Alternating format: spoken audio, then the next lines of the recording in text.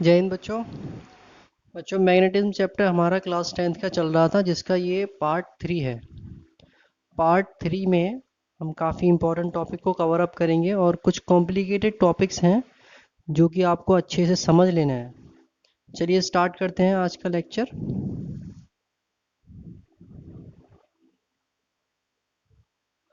देखिए, इसमें सबसे पहला आपका पॉइंट है मैग्नेटिक फील्ड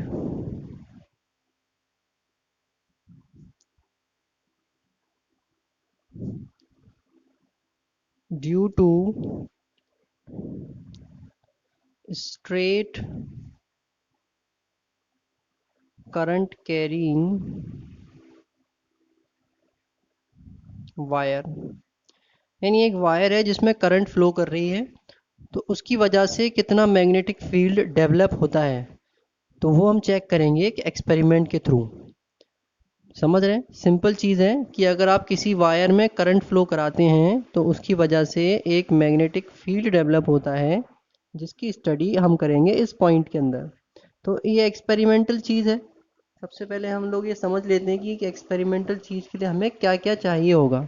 जब भी कोई एक्सपेरिमेंट वाली पॉइंट आती है तो उसमें ये इम्पॉर्टेंट होता है कि आपको क्या क्या इम्पॉर्टेंट इक्विपमेंट चाहिए होते हैं। तो यहाँ पर जो इक्विपमेंट्स हमको चाहिए वो हम डायग्राम के थ्रू समझ लेते हैं एक बार। देखिए, इसका डायग्राम कैसा है।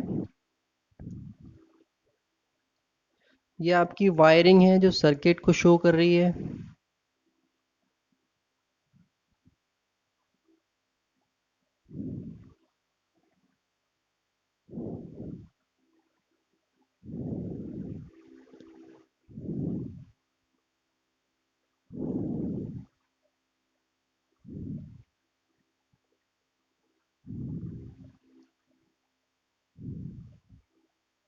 कुछ इस तरह का ये सर्किट होगा जिसकी हेल्प से हम चेक करेंगे कि इस वायर में कितना करंट फ्लो कर रहा है।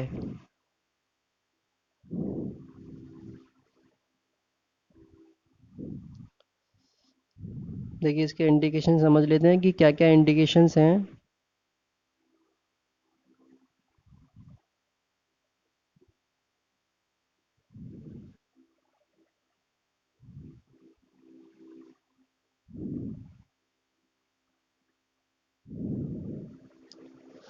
देखिए, फर्स्ट ऑफ ऑल ये चेक करना है कि इसमें जो हमने डायग्राम सर्किट डायग्राम बनाया है इसमें कौन सी चीज़ क्या है। ये जो आपका स्क्वायर शेप में आ रहा है ये है आपका कार्डबोर्ड। एक जैसे हम कहते हैं नॉर्मल लैंग्वेज में, एक मोटा गत्ता जो आता है उसे कहते हैं इंग्लिश में कार्ड बोर्ड। ठीक है।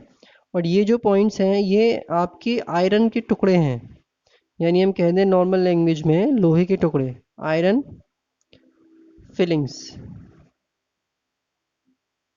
ठीक है। नेक्स्ट है आपका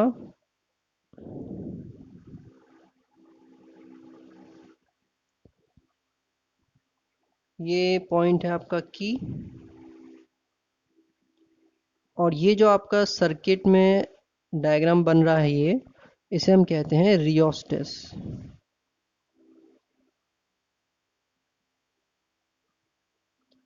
रियोस्टेट। बी पॉइंट पर ये आपकी बैटरी है और ये ए आपका एमीटर है जो कि करंट के फ्लो को मीज़र करेगा। करंट का फ्लो कुछ इस तरह से है, ये डायरेक्शन जा रही है माइनस से प्लस की तरफ। तो अब हमें ये डायग्राम हम ये जो चीज़ थी वो समझ में आ गई हैं, इनमें क्या क्या यूज़ होना है। अब समझने की चीज़ ये है कि कौन सी चीज़ कहाँ पर अप्लाई होनी है। देखिए, हमने क्या किया है कि एक कार्डबोर्ड लिया, कार्डबोर्ड में हमने होल किया और इस होल में से वायर को बाहर निकाला। इस वायर को यहाँ से ये वायर ले जाकर हमने कनेक्ट कर दिया की से, देन उसके बाद रियोस्टेट से, फिर इसके बाद बैटरी, बैटरी से होता हुआ एमीटर, एमीटर से होता हुआ ये फाइनल कनेक्शन यहाँ पे आ गया। सिंपल। तो ये आपका एक वायर है। सारी चीज़ें हमें समझ में आ गई होगी आई होप। तो अब हमने क्या करना है, एक कंपास निडल और लेनी है, कंपास निडल, जिससे हम चेक करेंगे कि यहाँ पर मैग्नेटिक फील्ड डेवलप हो रहा है या नहीं। यहाँ हम कंपास निडल प्लेस करेंगे और चेक करेंगे कि यहाँ पर मैग्नेटिक फील्ड डेवलप हो रहा है या नहीं। सिंपल। तो क्या होगा, जब हम बैटरी से पावर देंगे तो आपकी करंट यहाँ से फ्लो करना स्टार्ट करेगी। एमीटर से हमें मालूम होगा कि कितनी इंटेंसिटी है करंट की। ये करंट फ्लो होकर यहाँ जाएगी सिंपली इस वायर में, की भी कनेक्टेड रहेगा। और ये यहाँ से आप वेरिएशन करा सकते हैं कि कितनी करंट और वोल्टेज का वेरिएशन कराना होगा तो आप रियोस्टेट के थ्रू करा सकते हैं। अब क्या करना है, जब ये करंट फ्लो होगी तब क्या होगा, ये जो आपके आयरन फिलिंग्स, आयरन के टुकड़े हैं, ये एक कैसे कनेक्शन में आ जाएंगे, ये एक डायरेक्शन ले लेंगे, यानी कि इस तरीके से अरेंज हो जाएंगे जैसे कि एक कंसेंट्रिक सर्कल, एक सर्कल की फॉर्म में अरेंज हो जाएंगे वायर के अराउंड। और जो आपकी निडल है वो क्या करेगी, जो निडल है आपकी डिफ्लेक्शन शो करेगी नॉर्थ पोल्स। ये जो आपकी निडल आप यहाँ प्लेस करोगे, कंपास निडल, ये आपको डायरेक्शन देगी मैग्नेटिक फील्ड की। ठीक है, तो जब ये आपका मैग्नेटिक फील्ड जा रहा होगा, कंपास निडल आपकी प्लेस होगी। इससे पहले आपको याद होगा हमने ऑरेस्टेड जो एक्सपेरिमेंट था वो किया था, तब इस तरह से एक वायर में से करंट फ्लो हो रही होती है।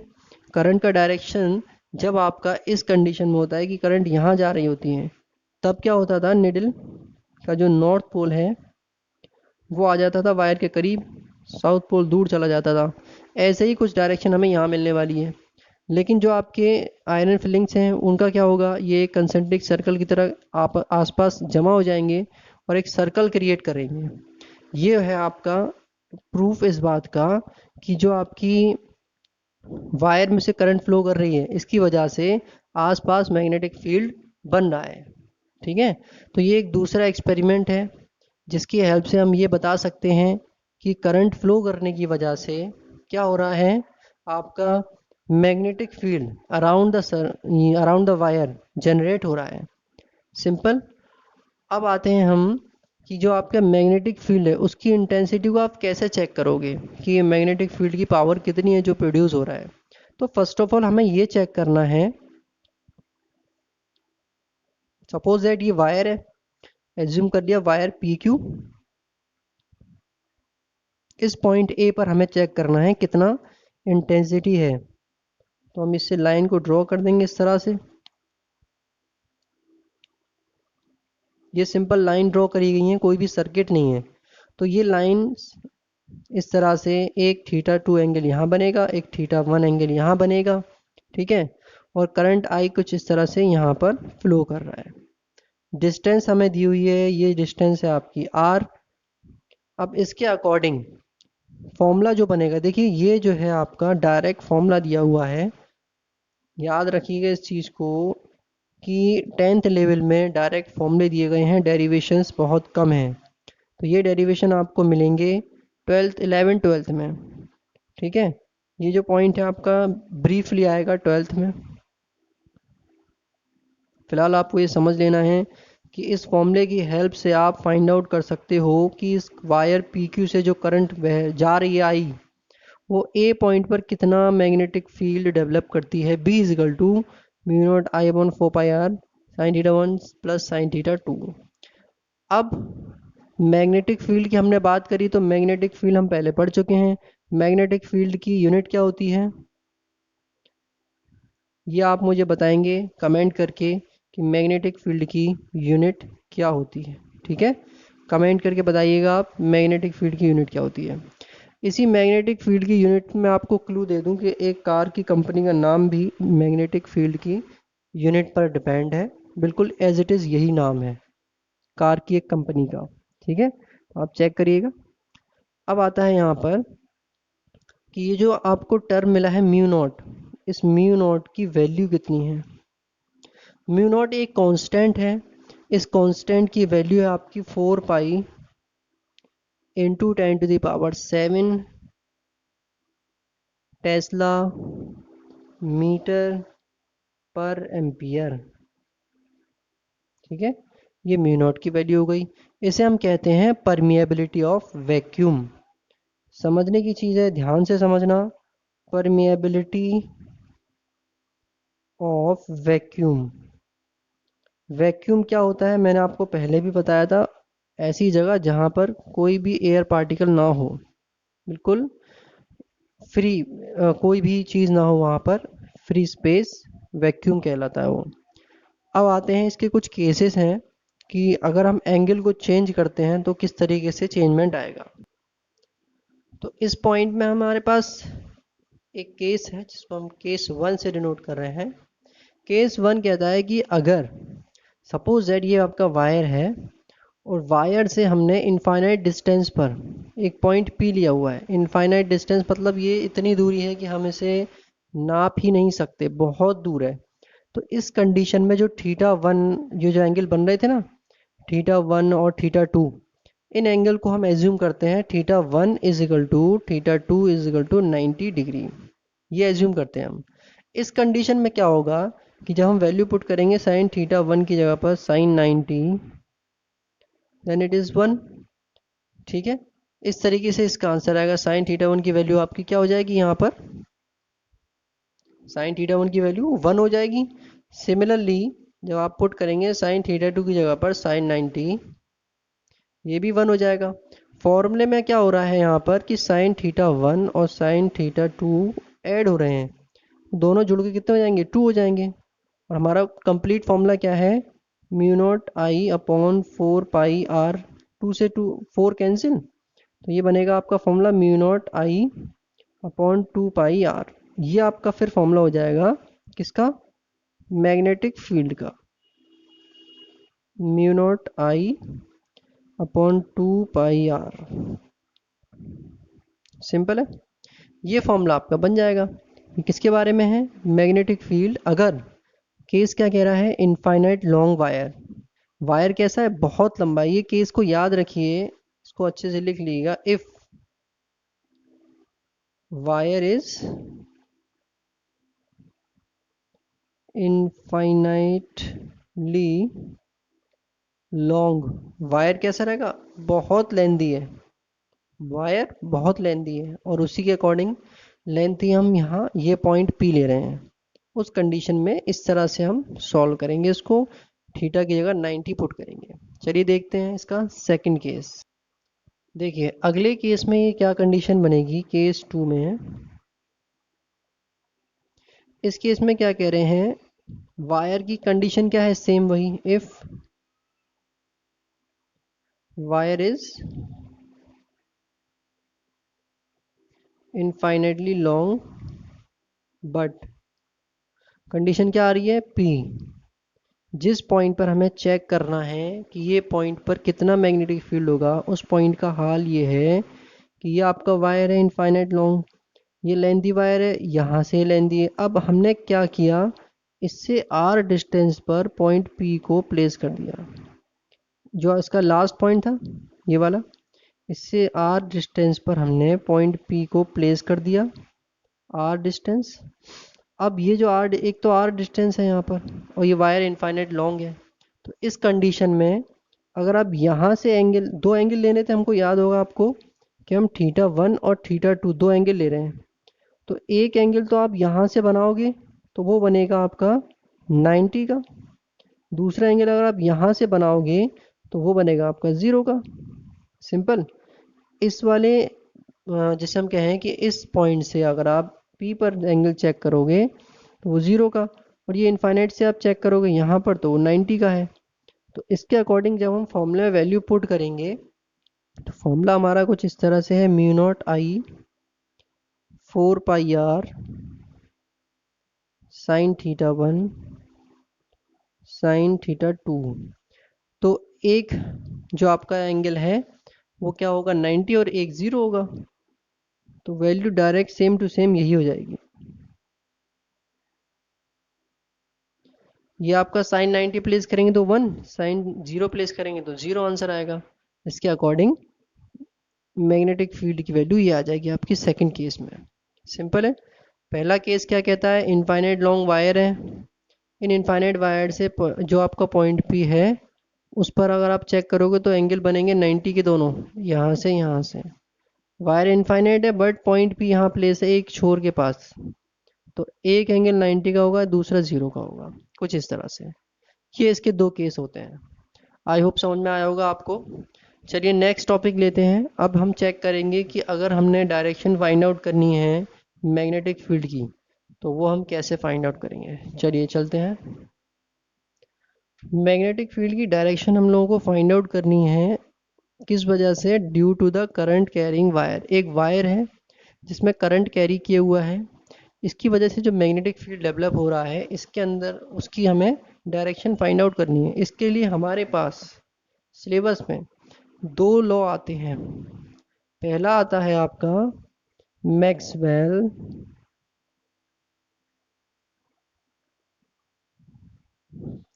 Cork screw rule. Maxwell's cork screw rule ये क्या कहता है कि हमने क्या करना है, एक स्क्रू लिया, सपोज दैट कुछ इस टाइप का स्क्रू होता है आपका, इसकी कुछ इस तरह से टिप होती है यहाँ पर,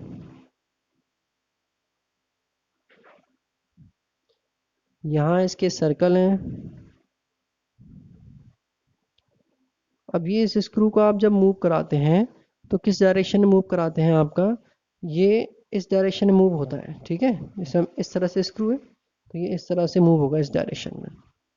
तो इस स्क्रू में हम कैसे चेक करेंगे डायरेक्शन ऑफ मैग्नेटिक फील्ड, ये जो स्क्रू इस तरह से आप अंदर जाएगा, ऐसे अंदर जा रहा होगा, ये डायरेक्शन होगी किसकी, करंट की। करंट की डायरेक्शन में आपको सबसे पहले प्लेस करना है स्क्रू को।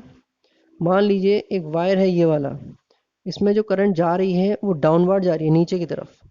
तो आपने क्या करना है, स्क्रू को नीचे की तरफ ले जाना है।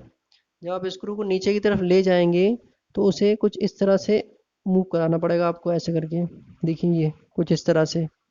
तो ये जो मूवमेंट की डायरेक्शन है, ये जो कॉर्क आप ये आपका मूव कर रहा है ना स्क्रू का ये पॉइंट, इसी डायरेक्शन को क्या कहते हैं, डायरेक्शन ऑफ मैग्नेटिक फील्ड। ये आपकी क्या है, डायरेक्शन ऑफ मैग्नेटिक फील्ड, यही डायरेक्शन है। सिंपल। चलिए इसको थोड़ा सा हम प्रॉपरली लिख लेते हैं कि क्या होगी इसकी डेफिनेशन। इसकी डेफिनेशन प्रॉपरली नोट कर लेते हैं एक बार, जिससे कि आपको लिखने में आसानी हो। ये आपको डायग्राम ज़रूर बनाना है ताकि एग्जाम में अच्छे नंबर मिले इस पॉइंट पर। लिख लीजिए फिर इसको। Imagine right hand cork screw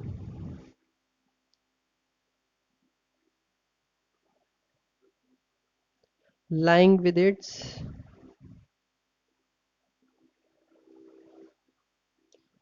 axis coincides with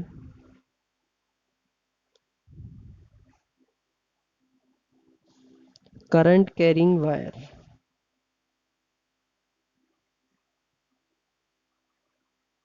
Current carrying wire.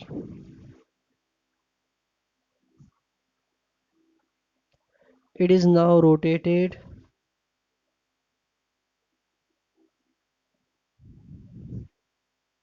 such that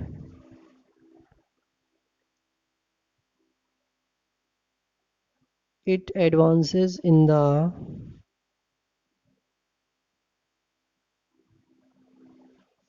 direction of current.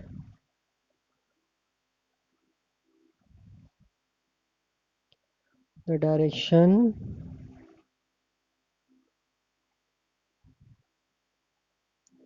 in which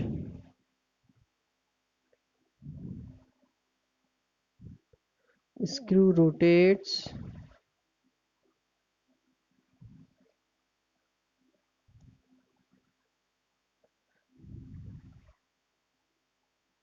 gives the direction of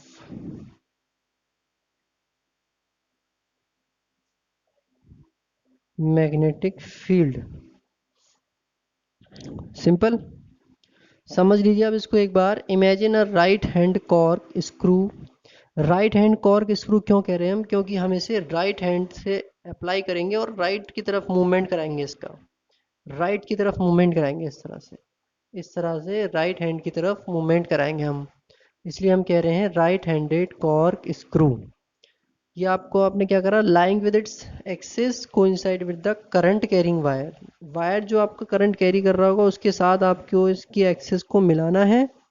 उसके बाद it is now rotated such that, ये अब रोटेट करेगा इस तरह से, it advances in the direction of current, current की direction में ये आगे बढ़ेगा, ठीक है।